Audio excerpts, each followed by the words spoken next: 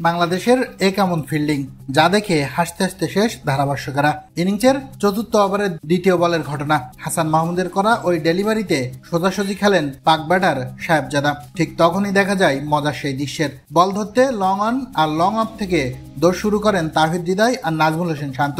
তবে দুজনের কেউই বলটি ধরতে পারেননি। উল্টো দুজনই সাথে বল একসাথে 4 হয়ে যায়। বাংলাদেশের এমন ফিল্ডিং দেখে তখন হাসিতে ফেটে পড়েন ধারাভাষ্যকেরা। ব্যাপারটা হাস্যকর হলেও হৃদয় শান্তর ডেডিকেশন ছিল সেই লেভেলের, যদিও তারা বলটি ধরতে পারেননি। উল্লেখ্য যে দ্বিতীয় টি-20তেও আগে ব্যাট করছে পাকিস্তান, যেখানে ভুল বোঝাবুঝিতে রান আউটের শিকার হয়ে ফিরে গেছেন সাইম আইয়ুব। তবে হারিস আর সাহেবজাদা মিলে পাওয়ার প্লে শেষে 67 রান তুলেছে।